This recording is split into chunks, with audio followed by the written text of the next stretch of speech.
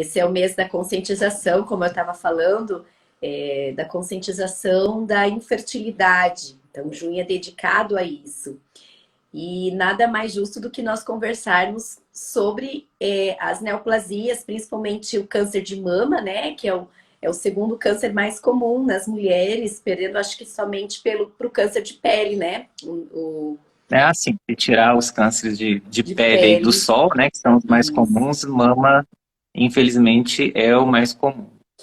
E o interessante, Ana, de falar sobre isso, de preservação da fertilidade, é que se tem aquela ideia que somente mulheres idosas têm câncer de mama, né? Mas tem um número bem expressivo assim, de mulheres que estão em idade reprodutiva que têm câncer de mama. Estatísticas, por exemplo, americanas mostram que 10% das mulheres com câncer de mama estão abaixo dos 45 anos. Só que a nossa população brasileira ela tem uma característica que o nosso câncer, nossas mulheres com câncer de mama, elas têm numa faixa um pouquinho mais precoce. Então, abaixo dos 50 anos, mais ou menos 34,6% das mulheres brasileiras que têm câncer de mama estão abaixo dos 50 anos, ou seja, na pré-menopausa, numa idade reprodutiva, digamos assim. Então, isso é bastante numa população, né? De 70 mil mulheres ano que tem diagnóstico de câncer de mama, a gente tem muitas mulheres aí que precisam de aconselhamento em relação à sua preservação da fertilidade. Eu vejo que são dois caminhos, né, Douglas? As mulheres, elas tendem a postergar por mais tempo a maternidade e, em contrapartida, a neoplasia mamária, o câncer de mama, atinge mulheres em idades mais jovens. Então, muitas Sim, vezes são mulheres que chegam com esse diagnóstico, isso falando somente do câncer de mama, né? Fora todas as outros tipos de câncer. E são mulheres que chegam sem ter constituído a sua família, né? Então, por isso sim. a importância de ser falado justamente esse tema aqui hoje. E eu ia te perguntar justamente isso, qual que era a epidemiologia do câncer de mama e qual que era a faixa etária. Bom, a faixa etária mais comum continua sendo entre os 50 e 60 anos, né? Mas a gente, como eu falei, ainda tem um número expressivo de mulheres que têm aí abaixo dos 50 anos. E esse é um fenômeno que você falou muito interessante de, né, postergar a maternidade para essa faixa. O que dificulta também, né, Ana, a questão da fertilidade, porque à medida que a mulher vai envelhecendo, naturalmente a fertilidade dela vai diminuindo. Então, já numa idade onde, né, a partir dos 35 anos começa uma queda ali, né, da fertilidade, as mulheres que descobrem nessa faixa etária já têm que ser submetidas a um tratamento que também diminui a fertilidade delas. Então, aí se torna, né, um duplo problema, né, tanto do problema natural, da questão fisiológica natural, quanto do tratamento em si. E na sua prática, agora voltando assim para nossa população, você vê realmente essa questão, muitas mulheres com diagnóstico que ainda não constituíram sua família, ou é uma coisa que ainda é esporádico? Como que você vê hoje? Isso, a medicina tem, a gente brinca que as coisas vêm em ondas, assim, né? Uhum. Então, eu tive, por exemplo, em 2019, 2020, eu acho que eu atendi umas 7 mulheres com câncer de mama muito jovens, na faixa dos 30 anos. E agora eu estou mais na fase das idosas, assim, sabe? Tem uma leva agora de pacientes mais idosos. Mas essa semana até tocou o sino aqui da clínica, tem quem for acompanhar o Instagram da clínica, vai ver que tocou o sino uma menina de 33 anos, né? Que descobriu câncer de mama, um câncer de mama triplo negativo. E daí vem uma questão interessante, Ana.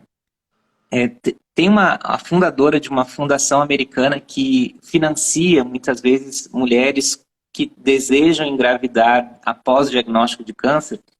E ela fez essa fundação justamente por isso. E ela tem uma frase o seguinte, ela diz o seguinte, que o pensamento de ser infértil foi tão devastador quanto o pensamento do diagnóstico de câncer de mama. Então, e o que eu vejo nessas meninas assim muito jovens que ainda não tiveram filhos, sabe? Uma das principais coisas que elas me perguntam, assim, diferente de outras, né? Doutor, mas eu vou poder ter filhos? E daí vem toda uma conversa, né, que a gente vai ter que ter em relação a isso, que faz parte dessa consulta para essa mulher específica. Uhum. E daí, no caso dela, né, ela foi aconselhada a buscar alguém especialista em reprodução humana para avaliar isso, né? Por vários motivos aí, ela acabou optando por não fazer o que a gente vai falar provavelmente daqui a pouco, as opções de preservação pré-tratamento, né? Uhum. Mas acabou fazendo uma quimioterapia ali com medicações que ajudam nesse processo. Então, assim, isso é muito comum, né, em mulheres jovens que não tiveram filhos.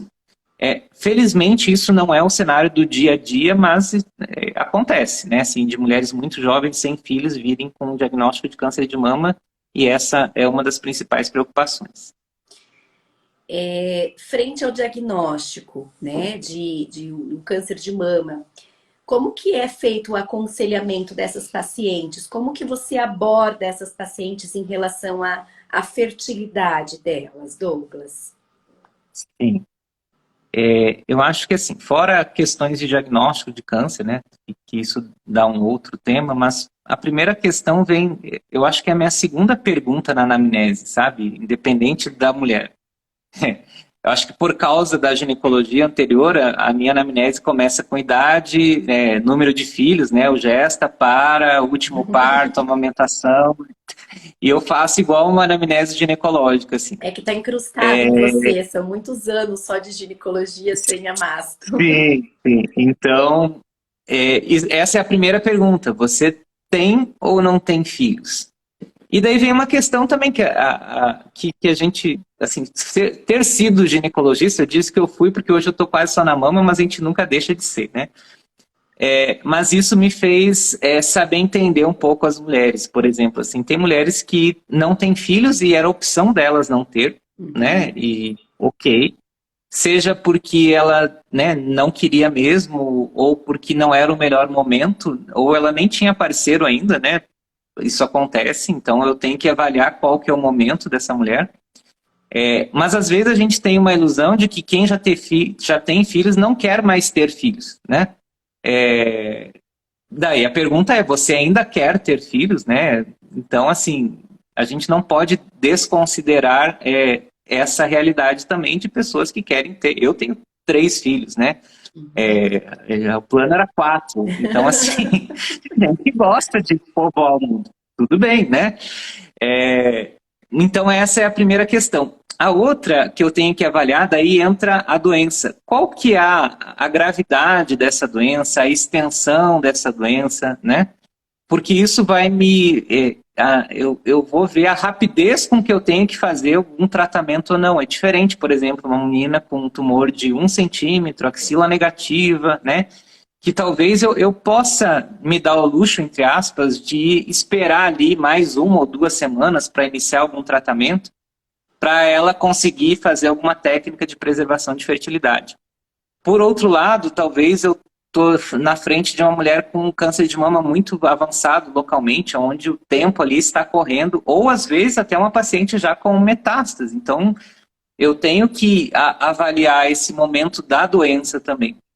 E a partir daí, ver qual que é a melhor técnica e se eu posso esperar para poder fazer alguma técnica de preservação de fertilidade. E essa é uma decisão que ela é compartilhada, né?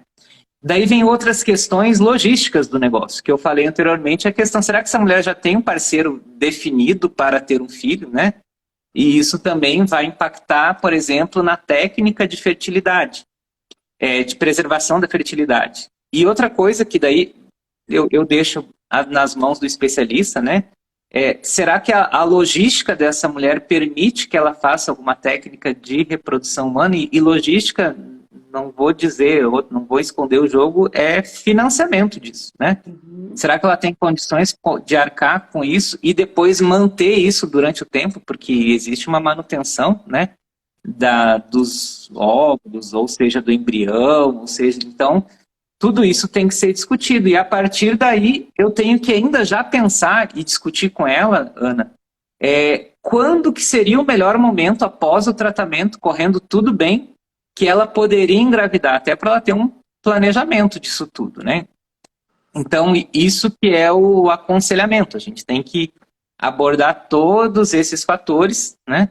E a paciente ter uma decisão que seja informada, porque uma coisa que eu também não gosto, né? Por exemplo, assim, não, agora a prioridade é o câncer e você tem que resolver o câncer. Acho que não é bem assim, né? A gente não trata o câncer de mama, a gente trata uma mulher que está com câncer de mama. E a mulher tem planos na vida, né? A vida dela não vai acabar. E isso é interessante porque, assim, cada vez mais os tratamentos para o câncer de mama, eles estão possibilitando uma sobrevida em quantidade de mulheres e tempo de vida, digamos assim, muito grande em relação a anos passados, que talvez isso nem era discutido dessa maneira com que a gente se discute hoje, né? Então, isso também faz parte, ela tem toda uma vida pela frente. Se a gente está oferecendo um tratamento, é com possibilidades, né, reais de cura. Então, a gente também tem que incluir a vida dela nesse processo de tratamento. Então, tem que levar tudo isso em conta, né? E não é como você viu uma decisão e um planejamento muito fácil. Eu vejo que na verdade, são orientações. Eu acho que o mais importante é você expor para o casal qual que é a chance de sobrevida naquele tipo de tumor, né, Douglas? Quais são as possibilidades de criopreservação, como você estava mesmo falando? Existe um casal, né, que vai poder congelar embriões, ou existe uma mulher que ainda não tem um parceiro fixo, que eu vou precisar congelar óvulos, e que eu sei que muitas vezes o congelamento de óvulos não exige apenas um ciclo, né? Muitas vezes, para a gente ter uma chance de sucesso um pouco, dependendo da idade da paciente, precisa fazer 1, 2 ciclos. Então, realmente, isso é muito importante, mas eu acho que o mais importante é você expor para a paciente a possibilidade que ela tem de que a vida não vai terminar ali nesse tratamento, né? E mostrar para ela que existe uma vida pós-tratamento também, né? E que ela pode vir a constituir a família dela. Então, eu acho que isso é super importante nessa conversa. Douglas, a Exatamente. gente tem algumas perguntas. Tem Vamos lá. uma que é assim, não é bem de preservação, Só um mas pouquinho, Ana. Quando eu claro. estiver olhando para cá ou para cá, é porque eu também estou cuidando as meninas que eu coloquei essa live no meu YouTube. Então, eu estou meio que cuidando tudo aqui. Pode cuidar, se tiver pergunta, é só me interromper. É para ser um bate-papo. Tem a Jane, ela questionou algumas vezes que quando ela tentou tentou dar mamar, a filha dela dizia que ela tinha um gosto amargo na mama, em que ela descobriu um nódulo. Ela não relata se esse nódulo era benigno, maligno, mas ela pergunta se existe alteração no sabor do leite ou alguma coisa assim, se tem algo a ver pela presença do nódulo. Eu nunca vi algum estudo que analisou questões aí sensoriais a respeito do gosto do leite relacionado a ter nódulos. Não. Eu imagino, né? E daí eu imagino que não, né? Porque o que poderia acontecer naquele local é o interrompimento dos ductos, né? Se a gente pensar ali na mecânica de como o leite é produzido e como ele sai da mama. Então, eu não vejo assim uma plausibilidade para mudança de coloração ou mudança de gosto, né, do leite em função de algum nódulo. O que pode acontecer, daí eu estou teorizando, né? Porque, como eu te falei, eu sempre gosto de falar as coisas baseadas em algum estudo que eu li, não no que eu acho. Mas, por exemplo, de repente, né, pode acontecer por ser ali uma região mais vascularizada, algum vasinho ali ser rompido, falando um câncer mesmo, assim, sabe? E daí acontecer algum tipo de rejeição, por causa que sangue tem gosto de ferro, né? Não é muito gostosinho, né? Então, mas também precisa de muito sangue para poder mudar a cor do leite. Então, às vezes, pode ser que isso aconteça, mas eu não sei te falar, assim, de maneira que alguém estudou isso. Tá aí um bom... Mas eu não imagino como é que isso vai ser testado também, se tem. A Nazian Ela até comentou aqui que ela teve o diagnóstico de câncer aos 41 anos, que foi o ano passado, 2021. Ela descobriu no momento em que ela estava fazendo exames para uma nova gestação. E ela Isso é muito já comum. tinha um filho de 11 anos, né? Só que ela coloca quais seriam as possibilidades de gestação aos 47 anos, né? Que seriam mínimas. Então ela coloca que Deus sabe de tudo, né? Sabe dos momentos, sabe de tudo, né? Então, E uma outra coisa, Ana, complementando isso, o tratamento do câncer de mama ele pode ser muito longo, sabe? uhum, E normalmente, né, assim, é mais frequente ali depois dos 35, 40 anos, né? E, por exemplo, pacientes que usam bloqueio hormonal por 10 anos, realmente vai chegar nos 10 anos, vai estar com quase 50 anos. Então, ainda se estuda a segurança de, por exemplo, interromper essa terapia hormonal na possibilidade dessa mulher engravidar e depois retomar. Então, tem estudos que estão em andamento em relação a isso. Isso é uma resposta que vão perguntar, mas a gente não tem uma resposta assim segura. O quão é seguro oncologicamente fazer essa interrupção, engravidar e depois retomar o tratamento. e uma coisa que é bem importante de ser falada, né, que a gente sabe que a chance de gravidez espontânea após os 40 anos é de em torno de 4%, né? Provavelmente ela já estava fazendo uma investigação sobre a possibilidade de gestação após os 40 anos, até mesmo talvez uma dificuldade, a gente não sabe. Mas que a chance de uma gestação espontânea é realmente em torno de 4%. Acontece, claro que acontece, sem o auxílio do especialista em reprodução, mas a gente sabe que comparando com uma mulher com menos de 35 anos, que gira em torno de 30%, essa chance é bem menor, né? Sim. E também, nisso que você está falando, a questão de retomar a fertilidade após uma quimioterapia também tem a ver muito com a idade, também por causa dessa reposição, dessa reserva ovariana que ela tem, né? Por exemplo, se uma mulher faz o tratamento com quimioterapia, ela tem idade menor que 35 anos, a chance dela retomar menstruações regulares, o que seria um indicativo, né, de ovulação, é mais ou menos 85%, né? Se ela faz o tratamento entre 35 e 40 anos, essa chance já vai para 61%. Então, você vê que já diminuiu 20%. Agora, se ela faz o tratamento, né, após os 40 anos, de 40 anos para frente, a chance de ela voltar a ter ciclos regulares é menor que 25%. Então, isso também é influenciado tanto pelo natural quanto pelo tratamento também influencia. Falando nisso, Douglas, eu quero te questionar uma questão que é uma dúvida minha em relação a como que vocês fazem o manejo de proteção ovariana durante o tratamento quimioterápico. Existe essa Uhum. prática aqui na conduta aqui da região ou como que funciona? Sim, é bem frequente, bem comum, tá? Uhum. Mas vamos lá, vamos pontuar. As meninas ainda estão aqui. O que eles estão falando? Bom, tem basicamente, meninas, vamos lá, contar uma, duas, três, quatro maneiras de preservação da fertilidade, tá? A primeira é isso, pressão ovariana, que eu já vou falar, deixa no cantinho guardadinho aqui. Depois as outras que a Ana vai falar, porque a especialista em reprodução é ela, que é a preservação de óvulos, que a gente já falou, né? A preservação de embriões, que é o bebê formadinho, né? Vamos simplificar as coisas. E existe também daí, depois eu vou te questionar, porque eu fui estudar e vi isso, que é a preservação de tecido ovariano, tá? Uhum. Isso também tem como descrição. Então, quando não se consegue, quer dizer, também se faz agora a supressão ovariana junto com essas três. Então, elas não são independentes, elas podem fazer a supressão ovariana associado a uma dessas três técnicas, né? Que daí aumenta mais a chance tanto de uma gravidez natural quanto uma depois com técnicas de fertilização. Só um Mas adendo, guarda aí a sua... Douglas.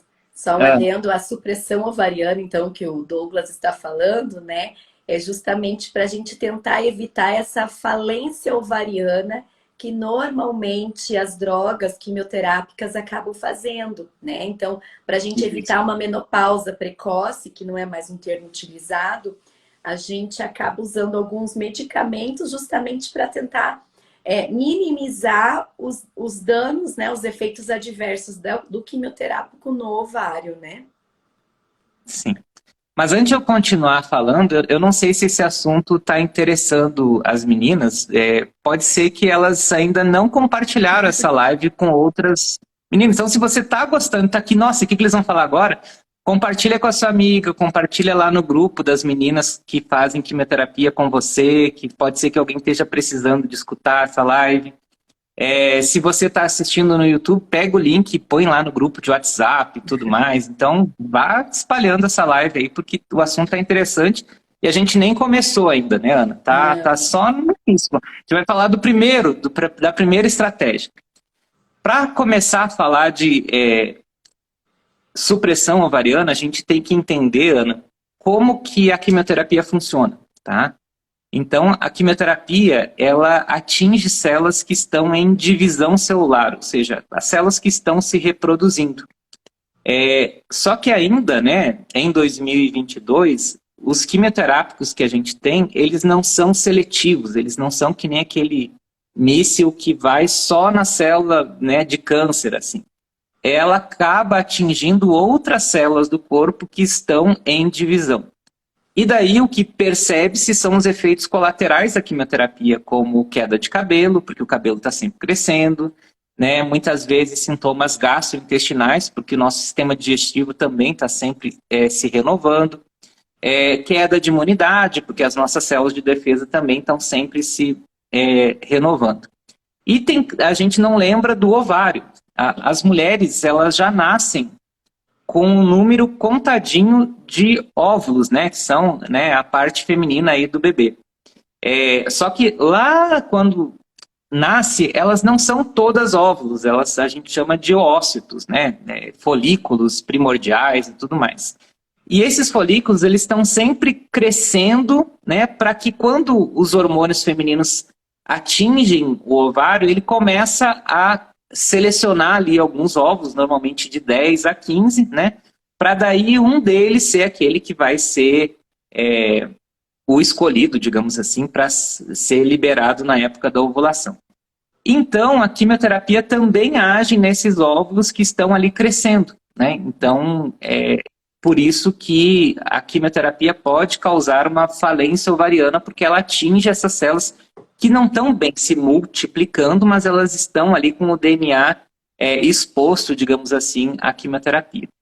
Sendo assim, o que se pensou? E se a gente bloquear os hormônios dessa mulher que manda esses folículos crescerem, será que não protege o ovário um pouquinho e guarda um pouco desses folículos, né? Deixa eles quietinho, dormentinho, porque daí a quimioterapia não age neles. E daí foi que se instituiu o tratamento com análogos do GNRH. O que é isso? Também daí vem a aula de fisiologia. A primeira aula que eu dou de ginecologia lá no curso de medicina aqui é fisiologia do ciclo menstrual. O hormônio da mulher, ele não é produzido só lá no ovário e pronto. Ele recebe uma ordem central e essa ordem central, ela é que vai comandar todo esse processo. Então, o que se dá é um remédio muito parecido com essa ordem central. Então, é o análogo do hormônio liberador das gonadotrofinas. Mas se a gente dá um análogo, ou seja, um hormônio parecido, não vai causar mais ainda liberação de ovários? Não, porque o nosso corpo, o corpo da mulher, libera isso de forma pulsátil, né? Ou seja, com ciclos. Eu digo que a mulher é um reloginho muito bem engrenado. Qualquer pecinha ali que saia, né, pode causar infertilidade. Você é especialista nisso. Então, esse remédio libera esse hormônio de forma contínua, fazendo como se fosse, entre aspas, uma menopausa, ou seja, bloqueia tudo para baixo. A mulher não tem mais produção de óvulos. Se ela não tem mais essa produção, ou seja, eles não estão crescendo, a quimioterapia não consegue agir e os óvulos ficam armazenadinhos lá. Para você ter ideia, Ana, tem um estudo que analisou, tem na medicina umas coisas que a gente chama de meta-análise, ou seja, pega vários estudos que estudaram a mesma coisa e coloca tudo num estudo grande como um resumão de todos eles. Então, esse tratamento, se as mulheres que estão na idade fértil não fazem esse tratamento, cerca de 30% delas, isso no geral, sem contar a idade, desenvolvem falência ovariana. Agora, se elas fazem o tratamento, só 10% tem essa falência ovariana induzida por quimioterapia. Então, aí reduziu bastante, de 30% para 10%. E daí é interessante que eles acompanharam essas mulheres, né, para ver quantas engravidaram nesses grupos. No grupo que usou o análogo do GNRH, que a gente chama de goserelina, o mais utilizado, né? O nome comercial é Zoladex, como acho que é só esse que tem, tudo bem de falar o nome.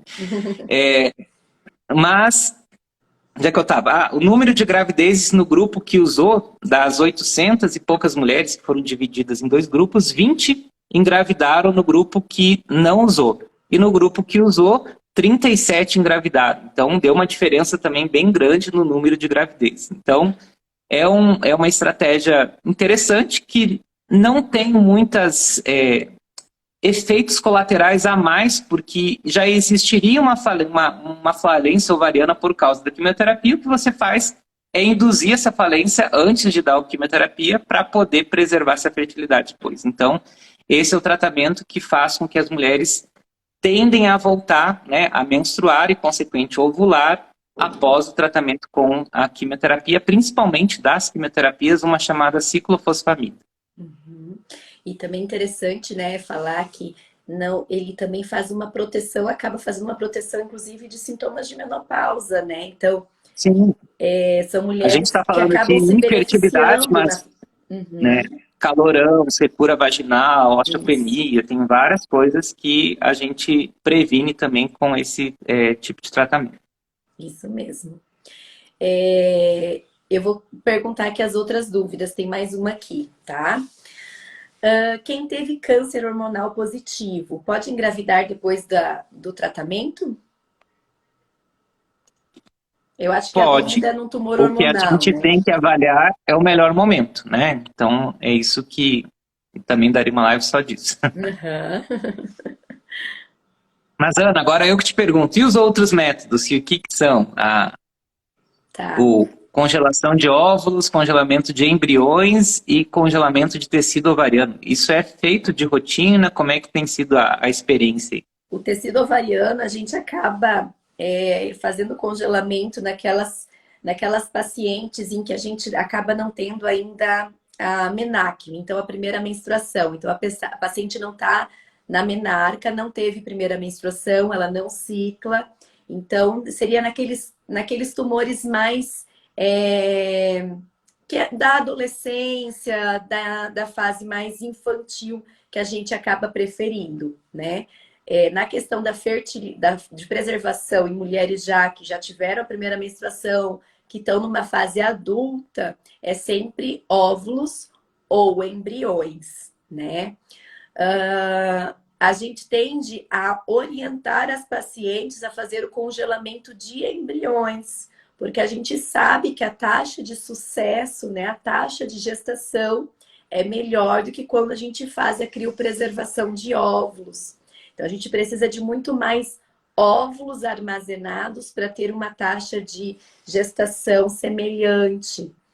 Então, quando a paciente ela tem um parceiro, né, a gente sempre acaba orientando ao congelamento de embriões. Eu acho que é importante também, Douglas, comentar que, assim, às vezes as pacientes acham, mas eu vou precisar esperar, porque na prática a gente sempre inicia o tratamento, né, de pacientes não oncológicas no início de um ciclo menstrual.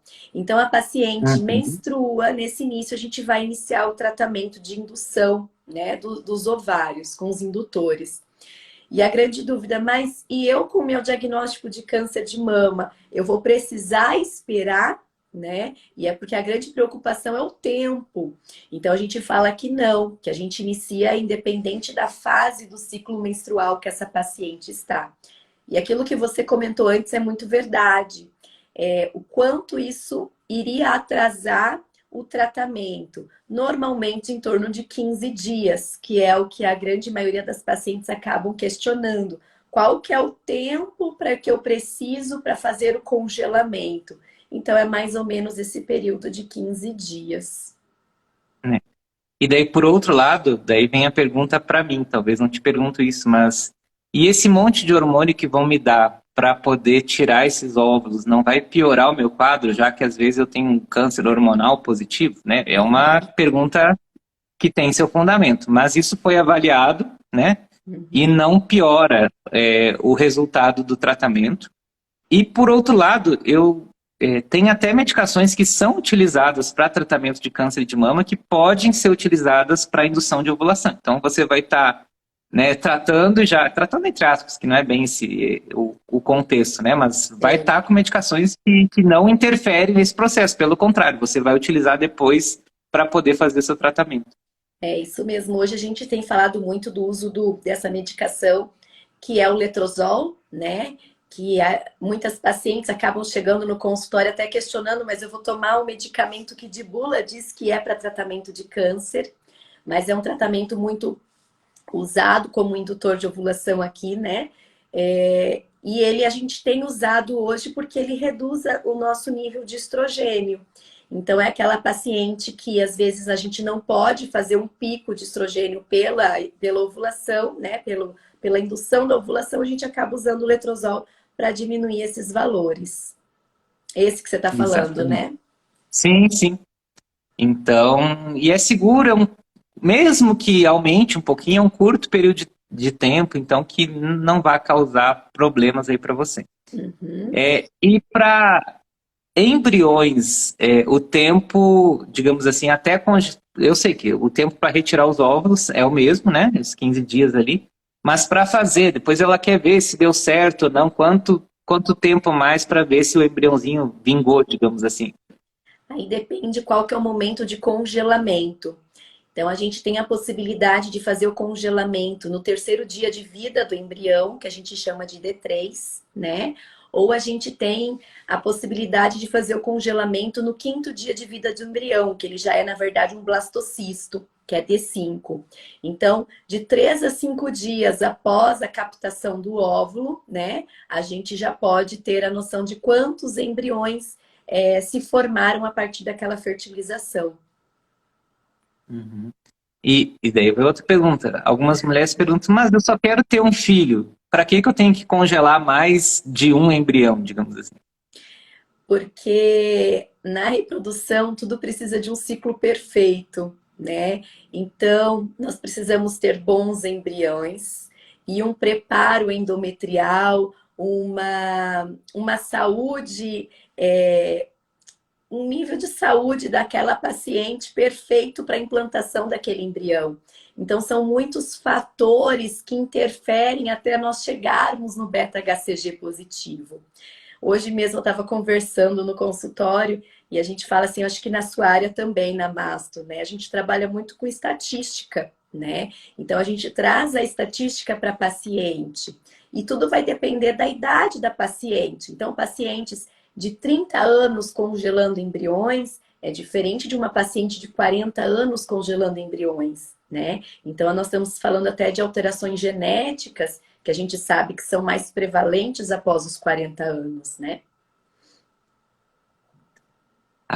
Agora a live é minha, eu que estou te perguntando. eu virei a entrevistada. A Tainã Cavalcante, que está me assistindo no meu Facebook, ela perguntou o seguinte, ó. Tratei em 2020 um triplo negativo, com 32 anos, finalizei o tratamento no final de 2021, ainda não voltei a menstruar. Tá tudo certo, Tainã, pode demorar até uns 2 anos para você voltar a menstruar. Como você é jovem, você viu ali que a estatística te favorece, né? Mas não é esse o problema, Ana. O problema é o seguinte, ela gostaria de ter um novo filho, então quer dizer que ela já teve um. Porém, essa semana ela teve a notícia que ela é BRCA positivo. Ainda penso ter esperança, mas qual que é a chance? Na verdade, a chance seria a mesma, Taina, tá? O problema não é você engravidar. E daí eu te pergunto, tem como a gente saber, Ana, se esse embriãozinho, digamos que ela fez anteriormente a quimioterapia, vamos colocar nesse jogo,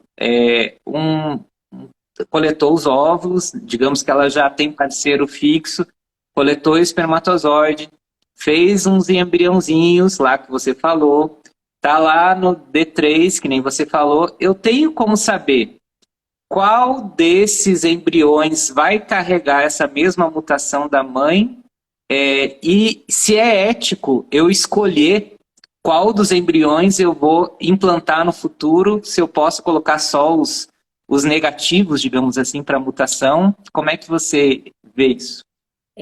A biópsia embrionária, nós fazemos sempre em D5.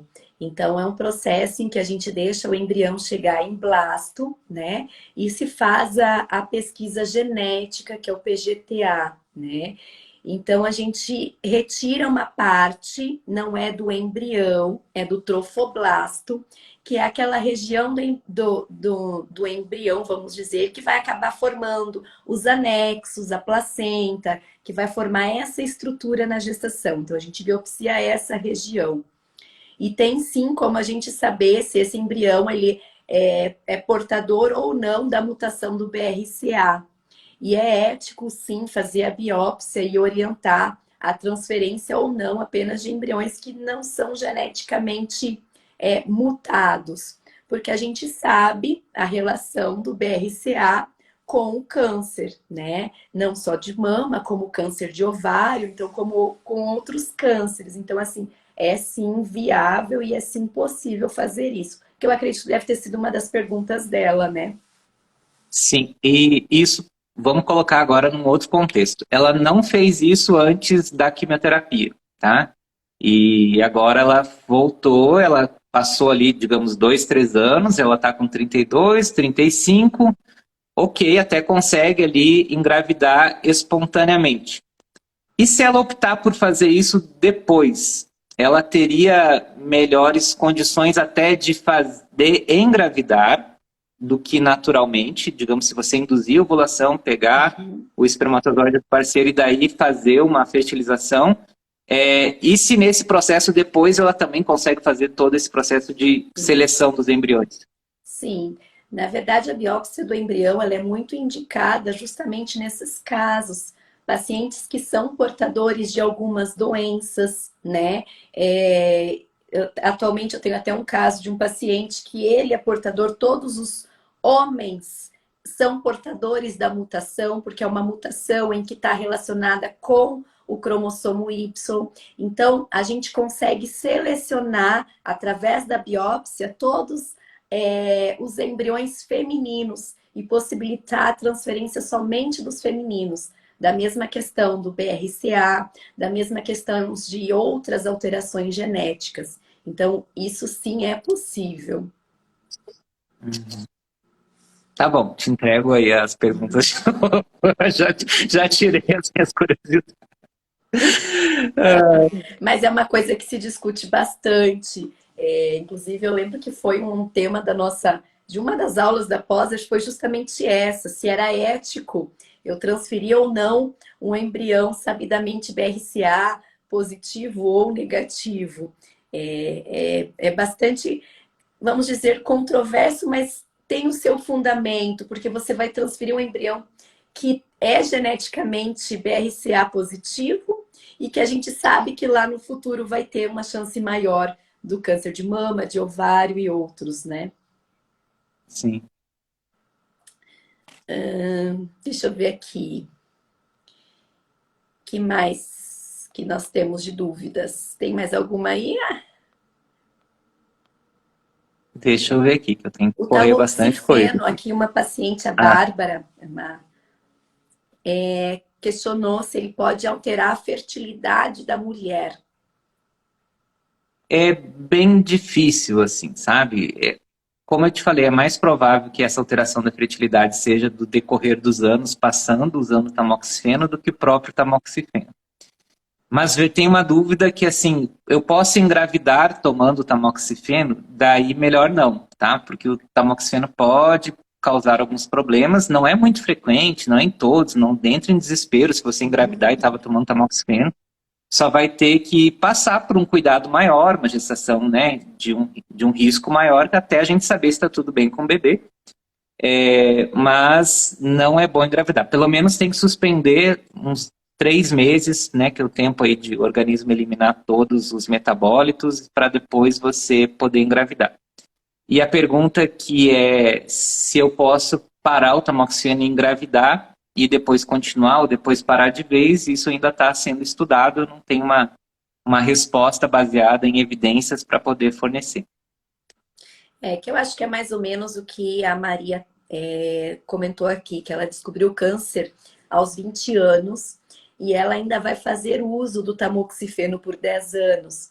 E ela questiona se ainda existe possibilidade de engravidar, né? É aquilo que eu acredito que você falou, né, Douglas?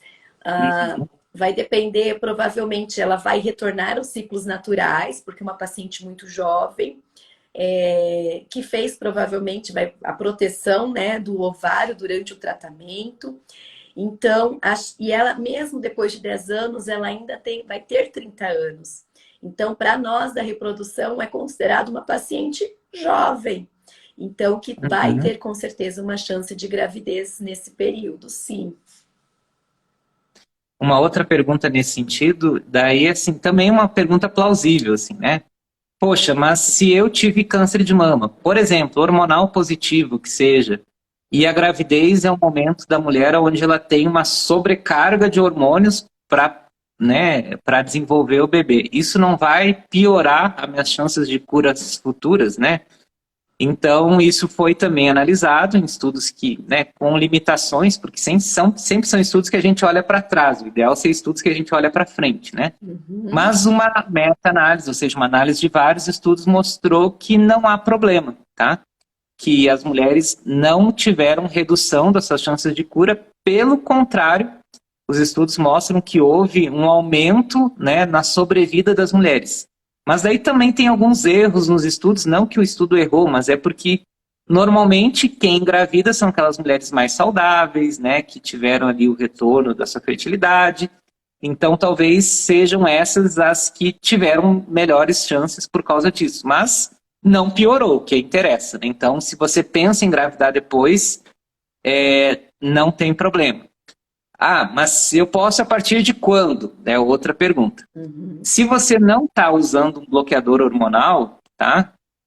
A gente recomenda esperar e também se você está tomando, né? Todas a gente recomenda pelo menos esperar 2 anos após o término do tratamento, tá? Término do tratamento, digamos assim, químio, rádio, tá? Não hormonoterapia, porque senão são 10 anos esperando, tá? Ou 5 que seja. E daí, se você, por exemplo, é HER2 puro ou triplo negativo, está liberada para engravidar depois de 2 a 3 anos. Liberada sim. Não sou eu, nem a Ana que está te liberando. É o seu oncologista, o seu ginecologista que vai avaliar o seu caso. Tá? Depois não diga, não engravidei porque o Dr. Douglas disse que podia. Não, calma aí. Agora, se você... É uma pergunta e eu vou complementar ela justamente nesse tema que você está falando. Todos os tipos histológicos estariam liberados para engravidar depois de 2 a 3 anos? Sim. Não... A não ser, por exemplo, assim, que eu estou com metástase óssea ou hepática. Não, se a sua... Por isso que eu digo a conversa com o oncologista, né? E com o ginecologista. Para engravidar, como a Ana falou, vocês têm que estar bem de saúde, sem evidências de doença, porque senão a preocupação se torna outra, né? Então, assim, considerando que está tudo bem, é independente do tipo histológico, tá? Agora, como eu já falei, se você toma bloqueador hormonal, tá? Isso é uma conversa que você vai ter com o seu oncologista, aonde vocês vão chegar a um consenso, aonde também não dá para esperar demais, para não ter, né, uma falência natural, mas também não dá para ser muito precoce, onde não deu tempo dessa medicação, digamos assim, agir de maneira mais efetiva. E isso ainda não tem um númerozinho mágico que a gente diga, a partir de tantos anos você pode engravidar com segurança. Então, é uma conversa, né, onde ele vai dispor os prós, os contras, vai fazer alguns cálculos estatísticos ali para você, do benefício que você teria em atingir o final do tratamento. se você, né, não atingir, quanto que você talvez pudesse perder, tudo é talvez, né? Mas, como a gente disse, a gente não trata o câncer, e nem o câncer que já passou, a gente trata a mulher que está à nossa frente com câncer. E se isso vai, né, ter muito impacto na qualidade de vida dela, e dela, desculpa homens, né, a gente está só falando na mulher, isso é o casal, né?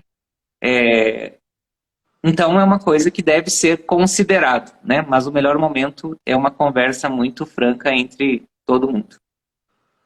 Adorei a pergunta, por isso que eu vou te questionar. A quimioterapia, ela pode alterar a libido da mulher? Não tem nada a ver com o nosso tema, mas eu achei interessante. Daí tem algumas coisas, né? Que, por exemplo, eu não vi estudo que analisou diretamente a correlação de libido e químio, mas a gente está lidando com uma mulher, né?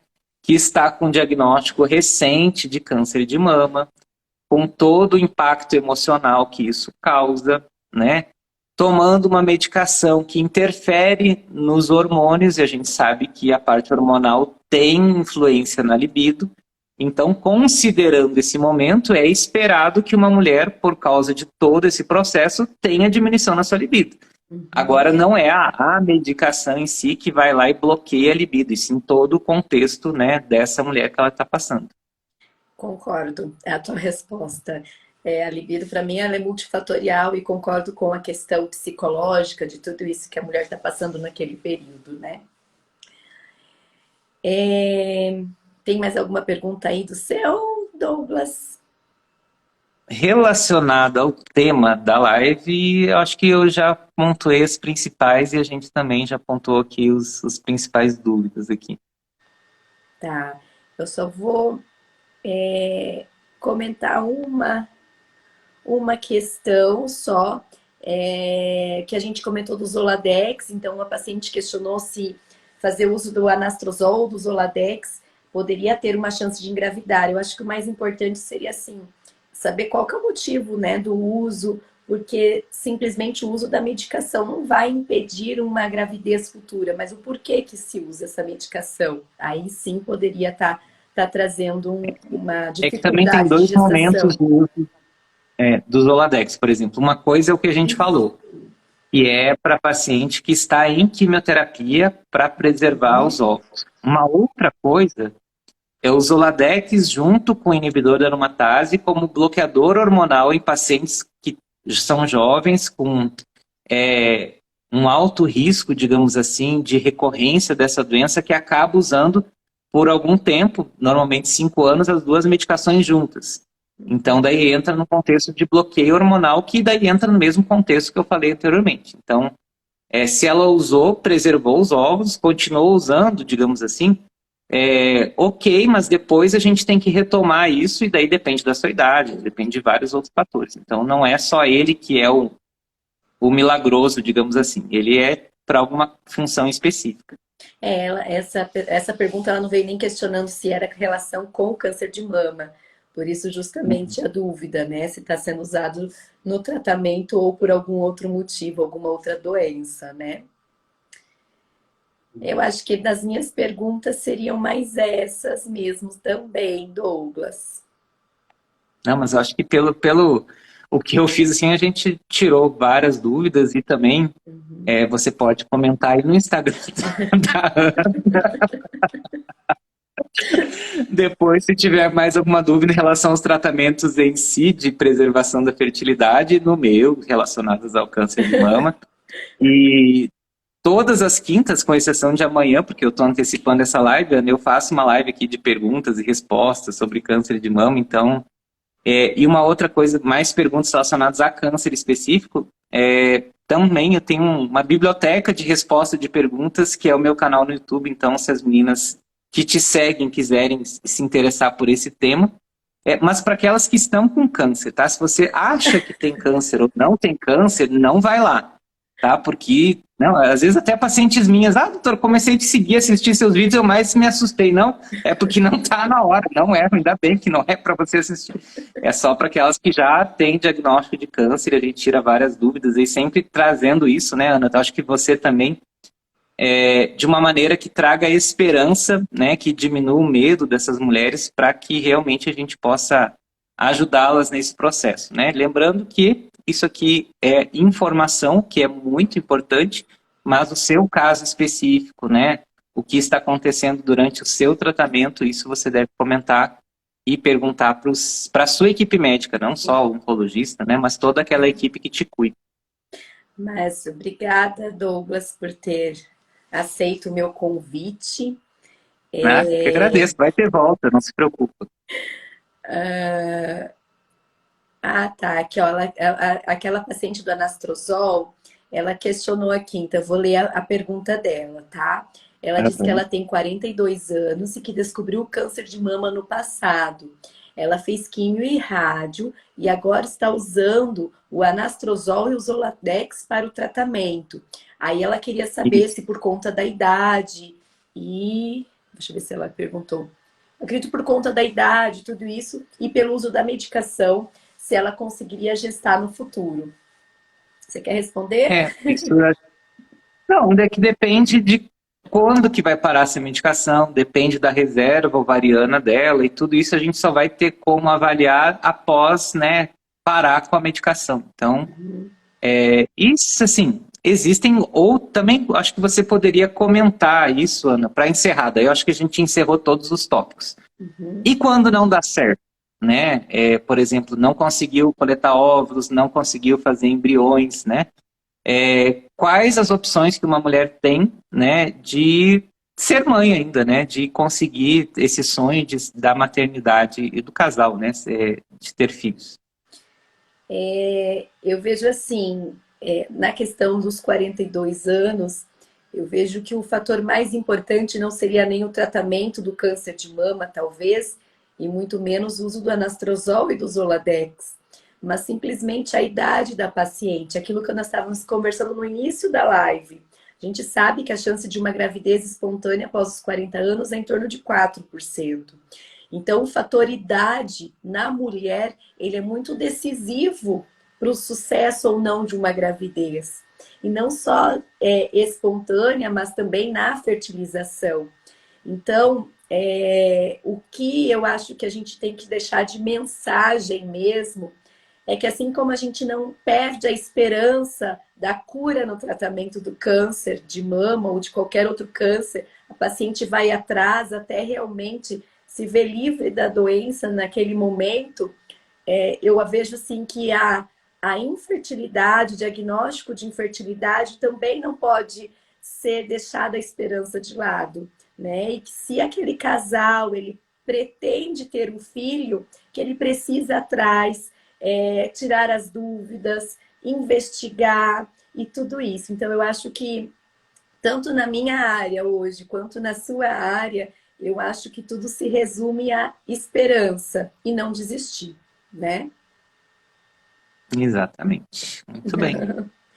Mas obrigada. E eu vou levar essa frase que você me falou para o meu consultório no início da live, de que muitas mulheres com diagnóstico de câncer de mama têm a mesma sensação daquelas mulheres com o diagnóstico de infertilidade, que muitas delas sentem a mesma sensação e os mesmos sentimentos. Muito bem, obrigado às meninas que nos assistiram, né? As Obrigada. tantas as que me assistem aqui no YouTube, no meu Facebook, quanto as do Instagram. Depois que terminar essa live, compartilha para aquela menina que você acha que precisa receber uma mensagem como essa, né? E agradeço o convite mais uma vez, Ana, e a gente vai fazer aí nos próximos semanas, meses, uma maratona aí de lives e você vai ser chamada, hein? Não se preocupe. Obrigada. Vou adorar o convite. Obrigada mesmo, Douglas, por ter aceito. Obrigada, meninas, por estarem aqui. E até a semana que vem. E semana que vem vai ser justamente falando disso, falando sobre a esperança, tá? Vai ser bem legal a live e a troca de experiência dessa pessoa que conseguiu um filho de uma FIV e depois de uma gravidez espontânea. Vai ser maravilhosa também. Beijo. Obrigada, Douglas. Tchau. Tchau.